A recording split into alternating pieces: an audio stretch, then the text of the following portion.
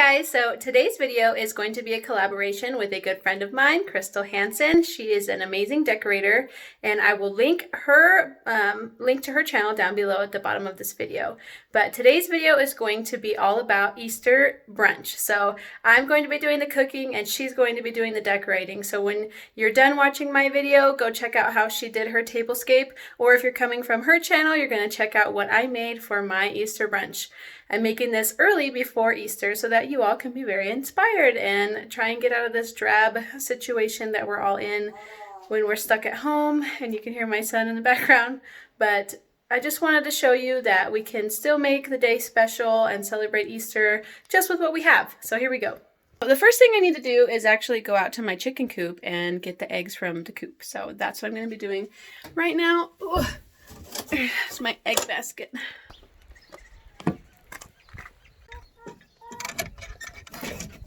I don't know why they like to do that now. Hi, ladies. Say hello, my ladies. Miss Fluffy.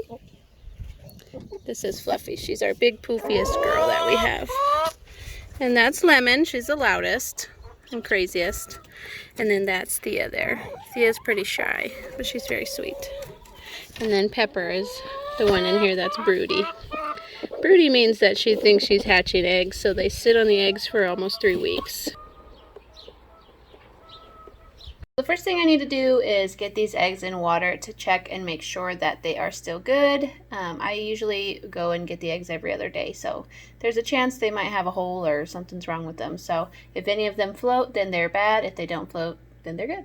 Now I'm going to go ahead and cut up 2 organic apples for my breakfast. I'm going to have the apples with yogurt as one of the side dishes, and I want to prep this first before I start making the eggs and waffles because it's just easier to do it that way. And this entire breakfast is going to be organic, so everything that I'm cooking with is organic, and my eggs come from my own backyard. These are just Fuji apples, by the way. And I really am excited to get this cooking video out. Oh, here's some organic vanilla yogurt. Just going to put it in these tiny little miniature crocks. But I wanted to do a cooking video for a while now, and I finally have the chance to do that. And I really want to know what you guys think of me having some cooking episodes on my YouTube channel. So let me know in the comments below. Now I'm just going to plug in my waffle maker to get it hot and start prepping the eggs for my scrambled eggs. So these eggs are from a few different breeds of chicken, which is why they are different colors like that. And I really just love how that looks. There's no difference in taste or anything like that, but I think it's really cute to have different colored eggs when you collect them, and it just looks really beautiful to me. Now we're going to prep the waffle mixture. So I'm going to have olive oil and some Bisquick and some organic milk and 1 egg and a 2-cup measuring cup and some white chocolate chips. So those will be something you'll see later on in the waffles. First thing I'm going to do is use up this old bag of Bisquick that I had a little bit left over from. I really don't want to waste any food, especially not at a time like this, but really just I never want to waste food if I can help it. It's just an old-fashioned way of doing things, I guess. But you're going to do 2 cups of Bisquick. And I overfilled it a little bit. You'll see that. But I just ended up pouring some of it back into the bag before I finished pouring it into the mixing bowl. Here comes the Bisquick. My kids were dying to do this, but it would have been a hot mess if they had done it in the video. Okay, next we're going to put in the milk. You're going to do 1 1/3 cup of milk. And it really doesn't matter what kind of milk you use. I just choose to use organic 2% milk. Pour it in. And this order that I'm putting the ingredients in, I have found to just work the best. I don't know. But now I'm going to pour in the oil. I use extra virgin olive oil. Why was that so hard to say?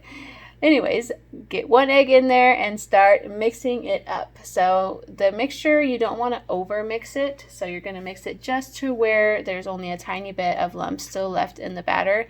And you're going to want to let it sit out for a little while until it starts forming a couple bubbles at the top. For some reason, that just always makes fluffier waffles there. So I'm going to let that sit. and start cooking my scrambled eggs. So I'll put a little bit of olive oil in my skillet here, a cast iron skillet, and I'm just gonna pour my eggs in. And my trick to having fluffy eggs without adding milk to them is to just constantly be stirring them as I'm cooking them. It helps like get air in there, I guess. Like whipping them in a way. I'm sure everybody has their own way that they prefer their eggs. It's like a special thing for everyone. There's those bubbles I was talking about. So now I'm going to use a half a cup measuring cup to pour the batter into the waffle maker. It ends up being about 3/4 of a cup that I pour into there. I do 1/2 and then a half of a half, and that fits in my waffle maker the best. Everybody's waffle maker will be a little different. But here is where the white chocolate chips are going to come into play. I don't like adding syrup with my kids because they go crazy with the syrup and use way too much. So I use white chocolate chips, and it ends up being so sweet that you don't need any syrup. And here's the first one done. I'm going to just do a quick little tutorial of how I put this plate together to make it fun and pretty for everybody so they feel a little special. I just put the scrambled eggs and the waffles on first, and mine and my husband's waffles were still cooking. But I put the little crocks of yogurt onto the plate, and then I took those cut up apples that I already prepared and lay them really neatly onto the plate just so that it looks pretty. And I find that kids eat food better when it looks fun or interesting or pretty. So that's the best way to get them to eat their fruit and vegetables, is to make it look nice. All right, so here they're all done. I'm going to take it over to the dining table, and this is our new dining arrangement. We rearranged a few things since, we're kind of bored. And getting ready for breakfast, guys. I knew my kids were super excited about this. Thank you so much for watching. If you liked what you saw, don't forget to hit that subscribe button down below. And if you are starting this collaboration from my channel, please head over to Krystal's channel and check out her wonderful and beautiful tablescape to get some inspiration for Easter so that we can all feel a little happier and thrive a little bit more during these tough times. I'll see you next time. Bye!